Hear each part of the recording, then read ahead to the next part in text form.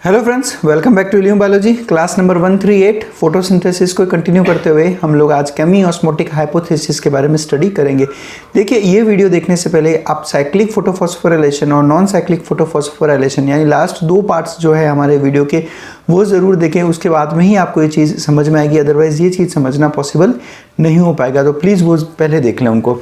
देखिए, photolysis of water जिसमें last video में हमने डिस्कस किया था, उसमें मैंने आपसे क्वेश्चन पूछा था। उसी क्वेश्चन का आंसर हमारा केमी ऑस्मोटिक हाइपोथेसिस है। सवाल ये था कि जब वाटर का फोटोलाइसिस होता है तो उससे बनते हैं प्रोटॉन्स, ऑक्सीजन और इलेक्ट्रॉन, जिसमें से ऑक्सीजन या तो रेस्पिरेशन में यूज हो जाएगी या फिर एटमॉस्फेयर में एस्केप आउट हो जाती है। इलेक्ट्रॉन्स ले जाएंगे वापस P680 के पास में। अब ये जो प्रोटॉन्स बने, उन प्रोटॉन्स का क्या होता है, ये हमारा पिछले वीडियो में आपसे क्वेश्चन था। अब इसी का एक्सप्लेनेशन हमारा केमी ऑस्मोटिक हाइपोथेसिस के थ्रू होता है। देखिए, इन प्रोटॉन्स को यूज करके क्लोरोप्लास्ट के अंदर ATP का फॉर्मेशन किया जाएगा और ये जिस प्रोसेस के थ्रू होता है वो ये एक्सप्लेन करते हैं केमी ऑस्मोटिक हाइपोथेसिस में। जैसा हमने देखा था कि light reaction is basically formation of ATPs, तो बस वही ATPs का फॉर्मेशन इन प्रोटॉन्स के थ्रू क्लोरोप्लास्ट में किया जाएगा। चलिए शुरुआत करते हैं हम लोग केमी ऑस्मोटिक हाइपोथेसिस में।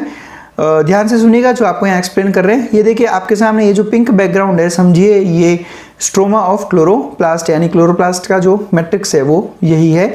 इसके अंदर प्रेजेंट है एक थैलाकॉइड। थैलाकॉइड में ग्रीन वाला जो पार्ट है वो थैलाकॉइड का ल्यूमन है, यानी उसके अंदर का खाली स्पेस, और ब्लैक पार्ट इस थैलाकॉइड का मेम्ब्रेन, मतलब एक सिंगल थैलाकॉइड, उसका मेम्ब्रेन ब्लैक पार्ट वाला और ग्रीन पार्ट वाला इस थैलाकॉइड ल्यूमन। अब हमें पता है जितने भी पिगमेंट सिस्टम है, PS फर्स्ट, PS सेकंड, वो कहाँ प्रेजेंट होते हैं, मेम्ब्रेन ऑफ थैलाकॉइड। तो यहाँ थैलाकॉइड की मेम्ब्रेन में मैं P680 और उसका इलेक्ट्रॉन और P700 और उसका इलेक्ट्रॉन यहाँ पर शो कर रहा हूँ। ये जो रेड कलर का सर्कल है ये रिप्रेजेंट करेगा एक सिंगल इलेक्ट्रॉन को। उसके अलावा जितने भी इलेक्ट्रॉन कैरियर्स जो हमने non cyclic photophosphorylation, cyclic photophosphorylation में जो भी आपने कैरियर्स पढ़े हैं, साइटोक्रोम B3, साइटोक्रोम F, ये सारे के सारे भी कहाँ प्रेजेंट होंगे, थैलाकॉइड मेम्ब्रेन के साथ ही एसोसिएटेड रहते हैं। चलिए शुरुआत करता हूँ। नॉन साइक्लिक फोटोफॉस्फोराइलेशन याद कीजिए वापस से। सबसे पहले सनलाइट फॉल होती है P680 यानी PS सेकंड पे। जब सनलाइट इस पे आएगी तो यहाँ से क्या होगा, एक इलेक्ट्रॉन रिलीज होगा और इस इलेक्ट्रॉन को कौन एक्सेप्ट करता है, प्लास्टोक्विनोन। अभी प्लास्टोक्विनोन जो इलेक्ट्रॉन कैरियर है ये भी प्रेजेंट कहाँ होगा, थैलाकॉइड मेम्ब्रेन के अंदर। देखिए भाई, जो प्लास्टोक्विनोन है ये प्लास्टोक्विनोन इलेक्ट्रॉन कैरियर के साथ साथ में एक प्रोटॉन कैरियर भी रहते हैं। ध्यान से सुनिएगा, जब भी मैं बोलूंगा प्रोटॉन तब मैं बात कर रहा हूँ H+ की, ठीक है। H+ is proton. Plastoquinone electron carrier के साथ साथ में एक प्रोटॉन कैरियर भी होता है। तो जब प्लास्टोक्विनोन P680 से इलेक्ट्रॉन एक्सेप्ट करता है उसी वक्त वो हमारे स्ट्रोमा में से एक प्रोटॉन को भी एक्सेप्ट करता है और ये प्लास्टोक्विनोन एक प्रोटॉन और एक इलेक्ट्रॉन एक्सेप्ट करके क्या बन जाएगा, PQH2। अब PQ से बना PQH2। अब प्लास्टोक्विनोन ने जब इलेक्ट्रॉन एक्सेप्ट किया तो वो अपने पास तो उसको रखता नहीं है, वो आगे वापस उसको ट्रांसपोर्ट कर देता है। तो PQ से बना PQH2। अब PQH2 से वापस क्या फॉर्म होगा, PQ। तो PQH2 से जब वापस PQ फॉर्म होगा तो वो जो इलेक्ट्रॉन है वो इलेक्ट्रॉन तो आगे मूव कर जाएगा और वो जो प्रोटॉन है वो प्रोटॉन कहाँ आ जाएगा, थैलाकॉइड के ल्यूमन में, और इलेक्ट्रॉन आगे मूव कर जाएगा। आगे मूव करेगा यानी कि इलेक्ट्रॉन ट्रांसपोर्ट चेन में चला गया, यानी कि साइटोक्रोम B6 और साइटोक्रोम F। वापस बता रहा हूँ, प्लास्टोक्विनोन पे आया एक इलेक्ट्रॉन और स्ट्रोमा से आया एक प्रोटॉन। इलेक्ट्रॉन तो आगे फॉरवर्ड हो गया साइटोक्रोम B6 F को, ठीक है। और जो प्रोटॉन है वो प्रोटॉन PQH2 से अलग होकर वो कहाँ चला गया, थैलाकॉइड के ल्यूमन में, यानी कि प्रोटॉन का मूवमेंट हो गया स्ट्रोमा से थैलाकॉइड ल्यूमन के अंदर। क्यों, क्योंकि PQ के साथ में वो बाइंड होता है। मैंने जब यहाँ पे लिखा है साइटोक्रोम B6 तो मतलब ये चेन बता रहा हूँ कि साइटोक्रोम B6, फिर साइटोक्रोम B6 से इलेक्ट्रॉन कहाँ चला जाएगा, साइटोक्रोम F तक। साइटोक्रोम B6 F को एक सिंगल साइटोक्रोम का नाम नहीं है, B6 अलग है और F अलग है। अब जब ये प्रोसेस होता है तो हमें पता है P680 पे वाटर का फोटोलाइसिस होता है। जब वाटर का फोटोलाइसिस होगा तो क्या बनेगा, तब बनता है ऑक्सीजन, जो या तो रेस्पिरेशन में यूज हो जाएगी या फिर एस्केप आउट हो जाती है। फिर उसके अलावा बनेगा इलेक्ट्रॉन और बनता है प्रोटॉन। इस इलेक्ट्रॉन का क्या होगा, ये इलेक्ट्रॉन बना ही इसलिए है, वाटर का फोटोलाइसिस ही इसीलिए हुआ है ताकि इस इलेक्ट्रॉन को वापस रिटर्न किया जा सके, किसको, P680 को। तो जो P680 का इलेक्ट्रॉन लॉस हुआ था वो इलेक्ट्रॉन वापस कहाँ चला गया, P680 में, किसके थ्रू, वाटर की हेल्प के थ्रू। वाटर के ऑक्सीडेशन से जो इलेक्ट्रॉन निकला वो इलेक्ट्रॉन P680 पे चला गया, जिसने P680 को एक्साइटेड स्टेज से वापस कहाँ लेके आ गया, ग्राउंड स्टेट पे। आई होप पॉइंट क्लियर है। अब बिकॉज H प्लस के दो सोर्सेस है ल्यूमन के अंदर, एक फोटोलाइसिस ऑफ वाटर, वाटर की फोटोलाइसिस की वजह से H प्लस का कॉन्सेंट्रेशन बढ़ता जा रहा है, और PQ जो है वो स्ट्रोमा से H प्लस को अंदर लेके आ रहा है, जिसकी वजह से थैलाकोइड के ल्यूमन में H प्लस का कॉन्सेंट्रेशन बढ़ता जाएगा। वापस चलता हूँ B6F के पास में। अब साइटोक्रोम B6F अपना ये जो इलेक्ट्रॉन है अपने पास तो रखेगा नहीं, इलेक्ट्रॉन का ट्रांसपोर्ट होगा, तो ये आगे पहुंच जाएगा किसके पास में, PC प्लास्टोसाइनिन के पास में, जो थैलाकोइड मेम्ब्रेन के इनर साइड के सरफेस पर प्रेजेंट होता है। प्लास्टोसाइनिन क्योंकि यहाँ पे भी इलेक्ट्रॉन का ट्रांसपोर्ट हो रहा है, तो ये इस इलेक्ट्रॉन को आगे फॉरवर्ड करेगा। मीनवाइल जैसा लास्ट वीडियो में हमने देखा था कि P700 पे भी जब सनलाइट आती है तो P700 भी अपना इलेक्ट्रॉन लूज करता है, और ये इलेक्ट्रॉन यहाँ से निकल के कहाँ पहुँच जाएगा, फेरेडॉक्सिन के पास में। अब जो P700 का इलेक्ट्रॉन लूज हुआ था वो इलेक्ट्रॉन इसको कौन दे देगा, प्लास्टोसाइनिन। यानी P700 पे जब सनलाइट आई तो वो भी एक्साइटेड स्टेट में चला गया, और उसको वापस ग्राउंड स्टेट पे लाने के लिए इलेक्ट्रॉन कौन दिया इसको, प्लास्टोसाइनिन। यानी बेसिकली इलेक्ट्रॉन कहाँ से आ रहा है, PS सेकंड से, और PS सेकंड को इलेक्ट्रॉन किसने दिया, वाटर के ऑक्सीडेशन से। यानी PS फर्स्ट और PS सेकंड दोनों अपने वापस ग्राउंड स्टेट पर आ चुके हैं। फेरेडॉक्सिन के पास पहुंचने के बाद में ये इलेक्ट्रॉन फेरेडॉक्सिन किसको फॉरवर्ड कर देगा, आगे NADP+ को। फिर ये NADP+ एक प्रोटॉन एक्सेप्ट करेगा और एक एक्सेप्ट करेगा इलेक्ट्रॉन जो फेरेडॉक्सिन से लेगा, और क्या बना देगा, NADPH2, यानी एक और एनर्जी मॉलिक्यूल जो फोटोसिंथेसिस के लाइट रिएक्शन में बनता है, और इसको भी हम डार्क रिएक्शन में कार्बन डाइऑक्साइड फिक्सेशन में यूज कर लेंगे। ये जो एंजाइम में जो इस रिएक्शन को कैटेलाइज करेगा वो भी हमें पता है, एंजाइम का नाम है FNR। FNR मतलब क्या हो गया, फेरेडॉक्सिन NADP रिडक्टेज। ये वही एंजाइम है जो हमने नॉन साइक्लिक फोटोफॉस्फोराइलेशन में वहाँ पे जो इसको NADP रिडक्टेज के नाम से हमने देखा था, उसका पूरा नाम होता है फेरेडॉक्सिन NADP रिडक्टेज FNR। आपको हो सकता है ऐसा लग रहा हो कि हम लोग NCERT के लेवल से काफ़ी ऊपर जा रहे हैं, पर ऐसा नहीं है। इसमें जितने भी टर्म्स मैंने यूज़ किए हैं सारे के सारे NCERT में दे रखे हैं। आप ये एग्जैक्ट फिगर NCERT का ही फिगर है जो मैं आपको यहाँ पर एलोबरेटली समझा रहा हूँ। बस NCERT ने केवल नाम लिख के छोड़ दिया, उन्होंने इनके फुल फॉर्म्स नहीं लिखे। FNR को NCERT ने भी अपने डायग्राम में मेंशन किया है। चलिए वापस चलता हूँ थैलाकोइड ल्यूमन में। थैलाकोइड ल्यूमन में प्रोटॉन्स का कॉन्सेंट्रेशन बढ़ गया दो कारण की वजह से, एक फोटोलाइसिस की वजह से और एक प्लास्टोक्विनोन ने जो ट्रांसपोर्ट कर दिया प्रोटॉन्स को स्ट्रोमा से थैलाकोइड ल्यूमन के अंदर। अब थैलाकोइड के अंदर प्रोटॉन्स का कॉन्सेंट्रेशन बढ़ा हुआ है और मीनवाइल स्ट्रोमा के अंदर प्रोटॉन का कॉन्सेंट्रेशन कम है। अब स्ट्रोमा में प्रोटॉन का कॉन्सेंट्रेशन कम क्यों हुआ? दो कारण। पहला कारण, एक तो स्ट्रोमा से प्रोटॉन्स प्लास्टोक्विनोन की हेल्प से ल्यूमन में आ गया तो स्ट्रोमा में कम हो गया। दूसरा कारण उसका है ये जो NADP जो है, ये NADP भी प्रोटॉन्स के साथ में बाइंड होके क्या बना रहा है, NADPH2। यानी दो कारण है जिसकी वजह से स्ट्रोमा में तो प्रोटॉन्स की कॉन्सेंट्रेशन कम हो गई और दो कारण है जिसकी वजह से थैलाकोइड के ल्यूमन में प्रोटॉन्स बढ़ गए।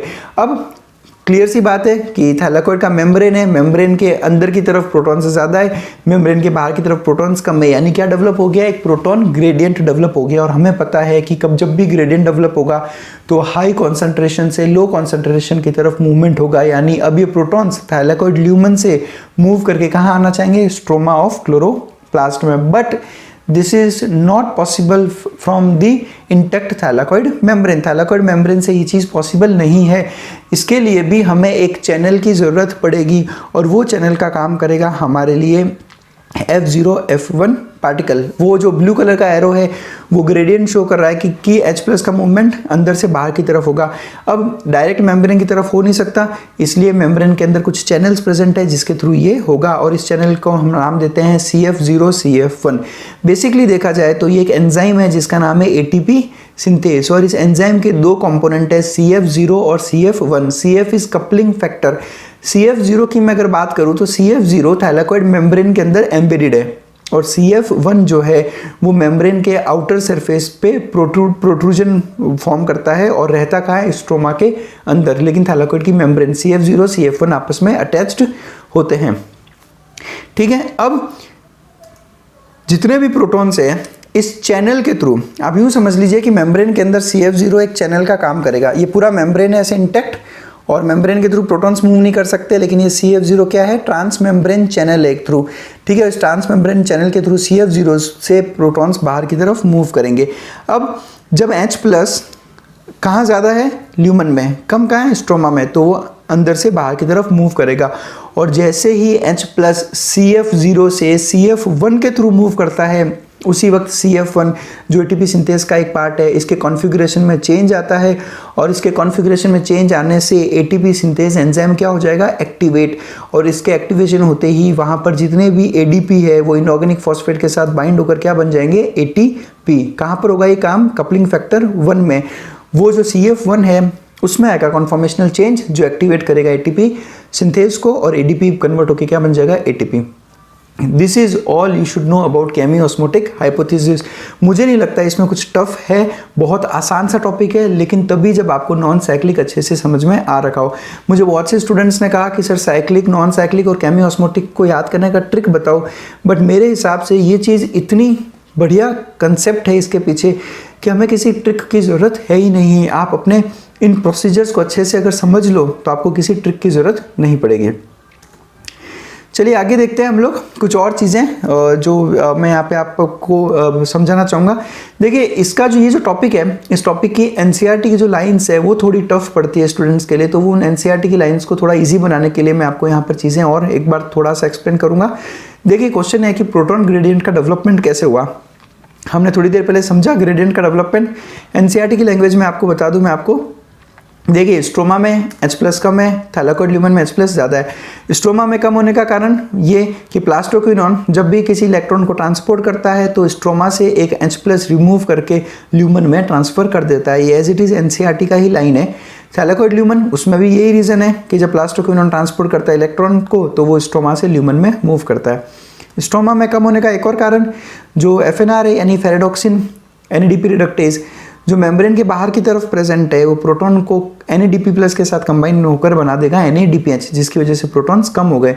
और थैलाकोइड ल्यूमन में वाटर का जब स्प्लिटिंग होगा तो प्रोटॉन्स का फॉर्मेशन होता है। ATP सिंथेस एंजाइम NCERT की भाषा में समझना चाहें तो ये एक एंजाइम है, इसको प्रॉपर देखो। जैसा मैंने अभी आपको बताया था, ये क्या हो गया CF1 और वो हो गया CF0। CF0 चैनल की तरह काम करेगा और CF1 ATP सिंथेस, इसको आप हेड ऑफ ATP सिंथेस भी कह सकते हो। जब H प्लस का मूवमेंट होता है तो ATP सिंथेस एक्टिवेट हो जाता है, ठीक है। और ये हमारा वाला फिगर जो मैंने अभी आपको एक्सप्लेन किया था, ATP सिंथेस के दो part CF0 coupling factor 0, coupling factor 1। Coupling factor 0 किसकी तरह काम करता है, ट्रांस मेम्ब्रेन चैनल के थ्रू, जिसके थ्रू मेम्ब्रेन के अक्रॉस कोई चीज़ ट्रांसपोर्ट की जा सकती है। ये थैलाकोइड मेम्ब्रेन के अंदर प्रेजेंट होगा। CF1 मेम्ब्रेन से प्रोट्रूड करता है बाहर की तरफ और स्ट्रोमा में प्रेजेंट रहता है। और CF0 क्या करेगा, प्रोटॉन्स का फैसिलिटेटेड डिफ्यूजन। देखते हैं ATP सिंथेस कैसे एक्टिवेट होता है। जैसे ही ग्रेडियंट ब्रेकडाउन हुआ, ग्रेडियंट ब्रेकडाउन होने का मतलब क्या हो गया, प्रोटॉन ग्रेडियंट ब्रेकडाउन हो गया, यानी प्रोटॉन के अंदर जो डिफरेंस था, अंदर ज़्यादा और बाहर कम, तो अंदर वाले कहाँ आ गए, बाहर की तरफ। इसको हम कहते हैं ब्रेकडाउन ऑफ ग्रेडियंट, यानी ग्रेडियंट खत्म हो गया। जैसे ब्रेकडाउन ऑफ ग्रेडियंट होगा उस वक्त इतनी एनर्जी रिलीज होती है कि उस एनर्जी रिलीज की वजह से जो CF1 है उसके कॉन्फॉर्मेशन में चेंज आता है और उसका कॉन्फॉर्मेशन चेंज होते ही ATP सिंथेस एक्टिवेट होता है, जिसकी वजह से ATP सिंथेसिस होता है। अब यहां पे मैं थोड़ी सी चीज सिमिलरिटीज देखना, एक्सप्लेन करना चाहूंगा आपको। देखिए चीज़ें रिलेट करके याद करना चालू कीजिए, इससे चीज़ें आसान हो जाती है। फोटोसिंथेसिस और रेस्पिरेशन दोनों ही प्रोसेस में ATP का जनरेशन एक प्रोटॉन ग्रेडियंट के डेवलपमेंट की वजह से होता है। आपने रेस्पिरेशन में एक टॉपिक पढ़ा होगा जिसका नाम है ऑक्सीडेटिव फॉस्फोराइलेशन, जो माइटोकॉन्ड्रिया में होता है, जो होता है क्रेब्स साइकिल के बाद में। उसमें आपने देखा रहेगा कि किस तरह से माइटोकॉन्ड्रियल मैट्रिक्स के अंदर, यानी ये हो गया mitochondrial matrix, this one is inner membrane, ठीक है, ये इनर मेम्ब्रेन हो गई, ये हो गई हमारी आउटर मेम्ब्रेन, और इन दोनों के बीच में प्रेजेंट है इंटर मेम्ब्रेन स्पेस। यहाँ पे भी सिट्रिक एसिड साइकिल में जो बनने वाले NADH2 और FADH2 का फॉर्मेशन होता है। अब ये H+ जो है यहाँ से बाहर की तरफ मूव करता है। जब ये H+ बाहर की तरफ मूव करता है तो बाहर यानी इंटर मेम्ब्रेन स्पेस में H+ का कॉन्सेंट्रेशन बहुत ज़्यादा बढ़ गया। तो या बाहर H+ का कॉन्सेंट्रेशन बहुत ज़्यादा बढ़ गया और अंदर H+ का कॉन्सेंट्रेशन कम हो जाता है, यानी अंदर प्रोटॉन्स कम है, बाहर प्रोटॉन्स कम है। तो ये भी प्रोटॉन्स कहाँ मूव करेंगे, इंटर मेम्ब्रेन स्पेस से अंदर की तरफ इनको मूव करना है। और इनका भी मूवमेंट किसके थ्रू होगा, ATP सिंथेज एंजाइम के थ्रू, यानी सेम CF1 और CF0 पार्टिकल। सेम यहाँ पे भी वही चीज़ है कि ये जो पोर्शन है this is CF0 and this is CF1। CF1 एक चैनल की तरह काम करेगा और ये CF0, और यहाँ पे प्रोटॉन अंदर की तरफ मूव कर गया। जैसे ही प्रोटॉन अंदर की तरफ मूव किया, इसके कॉन्फॉर्मेशन में चेंज आया और उसकी वजह से ADP जो है वो ATP में कन्वर्ट हो गया। इस चीज़ को और ज़्यादा डिटेल में हम आपको माइटोकॉन्ड्रिया में जब रेस्पिरेशन पढ़ेंगे उसको एक्सप्लेन करेंगे। फिलहाल आपको ये ध्यान रखना है कि चाहे फोटोसिंथेसिस हो या रेस्पिरेशन हो, दोनों के अंदर ही ATP का generation is because of the development of a proton gradient. उसके बाद में प्रोटॉन्स का मूवमेंट होगा इनटू अ पर्टिकुलर डायरेक्शन, जिसकी वजह से ATP सिंथेज एक्टिवेट होकर ATP का सिंथेसिस करेगा। अब आप आज ये वीडियो देखने के बाद में केमी-ऑस्मोटिक हाइपोथेसिस फोटोसिंथेसिस में और ऑक्सीडेटिव फॉस्फोराइलेशन माइटोकॉन्ड्रिया में अच्छे से NCERT से पढ़ें। आपको एक एक टर्म, एक एक वर्ड क्लियर हो जाएगा। नहीं कोई चीज़ समझ में आए तो वो पर्टिकुलर सेंटेंस कमेंट सेक्शन में आकर आप हमसे पूछ सकते हैं। डिफरेंस देख लेता हूँ मैं फोटोफॉस्फोराइलेशन और ऑक्सीडेटिव फॉस्फोराइलेशन में। सबसे बड़ा डिफरेंस इनके नाम में छुपा है। देखो फोटोफॉस्फोराइलेशन, फॉस्फोराइलेशन तो वर्ड मैं आपको बता ही चुका हूँ, एडिशन ऑफ फॉस्फेट, किसमें? ADP में। जब ADP में जब एक फॉस्फेट ऐड होगा तो बनता है ATP, यानी बेसिकली दोनों ही प्रोसेस में ATP का फॉर्मेशन करवाना है। लेकिन एक प्रोसेस में फोटो यानी लाइट की हेल्प लेते हैं हम लोग, यानी कि जो फोटोसिंथेसिस वाला पार्ट है, जो फोटोफॉस्फोराइलेशन नॉन साइक्लिक, साइक्लिक अभी हमने पढ़ा, वो वाले बात कर रहे हैं। और ऑक्सीडेटिव फॉस्फोराइलेशन में फॉस्फोराइलेशन के लिए एनर्जी कहाँ से आएगी? ऑक्सीडेशन यानी कि रिडॉक्स रिएक्शंस के थ्रू। हम लोग पढ़ेंगे वहाँ पे कि किस तरह से रिडॉक्स रिएक्शन से H+ का फॉर्मेशन वहाँ पे होता है और एनर्जी रिलीज होती है। तो फोटोफॉस्फोराइलेशन लाइट एनर्जी यूज करता है, ऑक्सीडेटिव फॉस्फोराइलेशन रिडॉक्स रिएक्शन की एनर्जी यूज करता है। डिफरेंसेस देख लेते हैं, कब होता है, कौन से प्रोसेस में होता है फोटोफॉस्फोराइलेशन? तो फोटोसिंथेसिस में और ऑक्सीडेटिव वाला रेस्पिरेशन में। कहाँ पर होता है सेल के अंदर? तो फोटोफॉस्फोराइलेशन क्लोरोप्लास्ट और माइटोकॉन्ड्रिया में ऑक्सीडेटिव। ग्रेडियंट फॉर्म्ड अक्रॉस, यानी किस मेम्ब्रेन के दोनों तरफ ग्रेडियंट का फॉर्मेशन होगा? Proton gradient. तो क्लोरोप्लास्ट में अगर मैं बात करूँ तो थाइलाकॉइड मेम्ब्रेन था, और ऑक्सीडेटिव फॉस्फोराइलेशन में अभी हमने देखा इनर मेम्ब्रेन ऑफ माइटोकॉन्ड्रिया। जो प्रोटॉन ग्रेडियंट डेवलप हुआ है वो एनर्जी कहाँ से लेगा? तो फोटोफॉस्फोराइलेशन में सनलाइट, ऑक्सीडेटिव फॉस्फोराइलेशन में रिडॉक्स रिएक्शन से एनर्जी डिराइव करेगा। प्रोटॉन्स कहाँ पे जमा होते हैं? तो फोटोफॉस्फोराइलेशन में हमने देखा कि प्रोटॉन्स जमा हुए थाइलाकॉइड के ल्यूमन में, जबकि ऑक्सीडेटिव में देखना होता है इंटरमेम्ब्रेन स्पेस में। और प्रोटॉन्स का मूवमेंट कहाँ पे होगा? तो फोटोफॉस्फोराइलेशन में जब हमने देखा तो ये मूवमेंट हुआ था ल्यूमन से थेस्टोमा की तरफ, और ऑक्सीडेटिव में होता है ये माइटोकॉन्ड्रियल मैट्रिक्स की तरफ, यानी कि इंटरमेम्ब्रेन स्पेस से माइटोकॉन्ड्रियल मैट्रिक्स। यानी कि अगर क्लोरोप्लास्ट की बात करूँ तो ये बाहर की तरफ आ रहा है, ल्यूमन से स्ट्रोमा, यानी कि क्लोरोप्लास्ट में बाहर की तरफ, जबकि माइटोकॉन्ड्रिया में इंटरमेम्ब्रेन स्पेस से मैट्रिक्स यानी कि अंदर की तरफ। तो ये इनमें डिफरेंसेस हैं। Thank you very much for watching us. एक बार NCERT देखो, ज़रूर पढ़ो इस टॉपिक की, आपको काफ़ी हद तक वो चीज़ें क्लियर हो जाएगी। Thank you very much for watching us. बस इसी तरह से हार्डवर्क करते रहो। Thank you.